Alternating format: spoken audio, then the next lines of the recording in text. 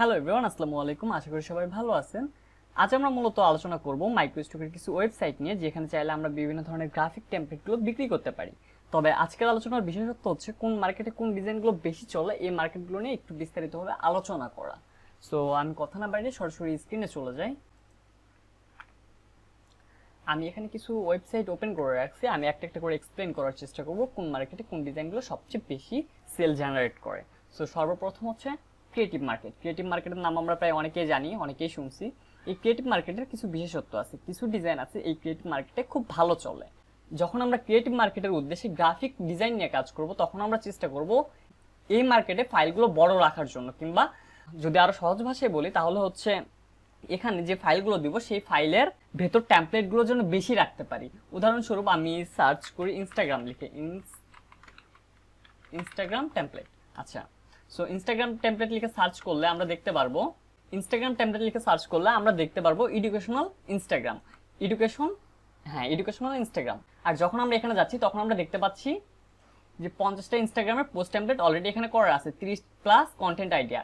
অর্থাৎ উনি একটা কিংবা দুইটা কিংবা 6টা ডিজাইন আপলোড দেয়নি, উনি এখানে 50টা কিংবা 100টার মতো আপলোড দিছে।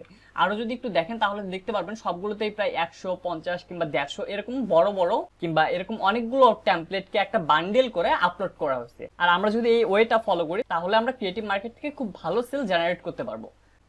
দ্বিতীয়ত আসি আমরা টেমপ্লেট মনস্টার। টেমপ্লেট মনস্টার নামও প্রায় আমরা অনেকেই শুনছি, কিন্তু আমরা যারা টেমপ্লেট মনস্টারে কাজ করি তারা যদি আমরা গ্রাফিক ডিজাইন করি, সেই ক্ষেত্রে লাইক যেমন ফ্লায়ার ডিজাইন কিংবা আরো যে অন্যান্য যে টেমপ্লেটগুলো আছে এগুলো যদি ডিজাইন করি, সেই ক্ষেত্রে সেলটা তেমন একটা আসে না।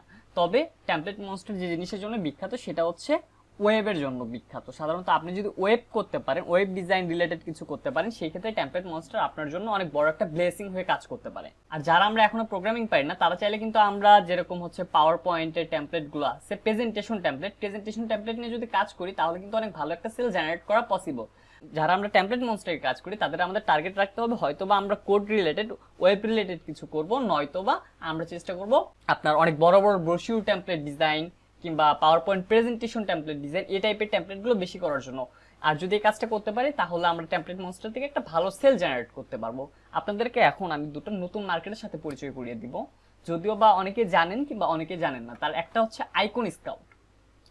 আইকন স্কাউট অনেক বড় একটা মার্কেট প্লেস। আমরা একটু নিচের দিকে যাই, নিচের দিকে গেলে দেখতে পারবো trusted by Disney, Sony, Netflix, universe. অর্থাৎ আমরা বুঝতেই পারতেছি এইটা অনেক বড় একটা মার্কেট প্লেস, রাইট? এই মার্কেটের স্পেশাল কিছু ক্যাটাগরি আছে, যে ক্যাটাগরি নিয়ে আমরা চাইলে যদি কাজ করি তাহলে অনেক ভালো একটা সেল জেনারেট করা সম্ভব। এর ভিতর আছে 3D ইলাস্ট্রেশন। আমরা যারা 3D নিয়ে কাজ করতেছি তারা চাইলে কিন্তু এই আইকন স্কাউটে 3D গুলো সেল করতে পারে। আর আইকন স্কাউটে যদি আপনি 3D সেল করেন তাহলে অন্যান্য মার্কেটের তুলনায় সেল অনেক অনেক অনেক বেশি পাওয়ার সম্ভাবনা থাকে। যারা ফ্ল্যাট ইলাস্ট্রেশন নিয়ে কাজ করতেছেন তারাও চাইলে আইকন স্কাউটে কাজ করতে পারেন। তারপর হচ্ছে অ্যানিমেশন, ফ্ল্যাট ইলাস্ট্রেশনের সাথে এখন অ্যানিমেশন আমরা যদি একটু লক্ষ্য করি তাহলে দেখতে পারবো এই যে ফ্ল্যাট ইলাস্ট্রেশন করার পর যে অ্যানিমেশন করা হয় এইটার ডিমান্ড এবং চাহিদা অনেক বেশি। সুতরাং আমরা চাইলে কিন্তু এটা নিয়ে কাজ করতে পারি। আর ফাইনালি এখানে আরেকটা ক্যাটাগরি আছে, সেটা হচ্ছে আইকন। আমরা যদি আইকন নিয়েও কাজ করি আইকন স্কাউটে তাহলেও অনেক ভালো একটা রেজাল্ট করা পসিবল। UI8 নিয়ে যদি কথা বলি তাহলে এই মার্কেটটা সবচেয়ে বেশি পরিচিত হচ্ছে তাদের কাছে যারা আমরা UI নিয়ে কাজ করি। অলরেডি নামের সাথে UI লেখা আছে, কিন্তু UI এর পাশাপাশি UI ডিজাইনটা এখানে হিউজ পরিমাণে চলে। আর এখানে দামটাও একটু বেশি, অ্যারাউন্ড কত 30, 35, 40, 50, $100 পর্যন্ত, $98, $39, $40। তো এখানে যদি আমরা UI নিয়ে কাজ করি আর এই মার্কেটে যদি আমরা UI নিয়ে কাজ করতে পারি তাহলে খুব ভালো একটা সেল জেনারেট পসিবল। সাথে আমি যে কথাটা বলতেছিলাম, আমরা যদি এখানে 3D নিয়ে কাজ করি, আমাদের 3D যে ডিজাইনগুলো আছে সেই ডিজাইনগুলো নিয়ে যদি কাজ করি তাহলেও অনেক ভালো একটা সেল জেনারেট করা পসিবল। আরো কিছু মার্কেট আছে যেরকম হচ্ছে আপনার ধরেন আপল্যাবস। আমি একটু দেখাই আপল্যাবস।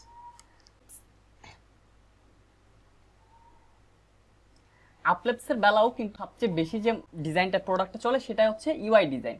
সুতরাং আপনারা যদি UI ডিজাইন নিয়ে কাজ করেন তাহলে আপল্যাবসেও খুব ভালো একটা সেল জেনারেট করা পসিবল। আমরা অনেকে আরেকটা মার্কেট জানি, ডিজাইন বান্ডেল। ডিজাইন বান্ডেলও অনেক বড় একটা মার্কেট প্লেস। আর এখানে আপনাকে কাজ করতে হলে সাধারণত ক্রাফট টাইপের যে জিনিসপত্রগুলো আছে, এলিমেন্ট টাইপের যে জিনিসপত্রগুলো আছে সেই জিনিসগুলো নিয়ে কাজ করলে অনেক ভালো একটা রেজাল্ট করা পসিবল। স্পেশালি আপনি এখানে হচ্ছে বিভিন্ন ধরনের কোড ডিজাইন করতে পারেন, তারপর হচ্ছে কি বলে প্রিন্ট টেমপ্লেট যেগুলো, আর এই প্রিন্ট বলতে ওই প্রিন্ট না, এই প্রিন্ট টেমপ্লেটের মধ্যে কিন্তু আপনার ব্রোশিউর ডিজাইনও পড়ে, তারপর হচ্ছে ফ্লায়ার ডিজাইনও পড়ে, এই টাইপের না।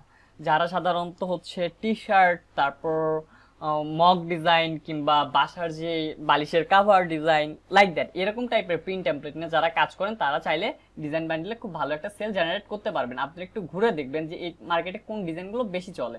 সো এই যে যেরকম ক্রাফটার দেখেন, এখানে এই টাইপের ডিজাইনগুলো খুব ভালো চলে।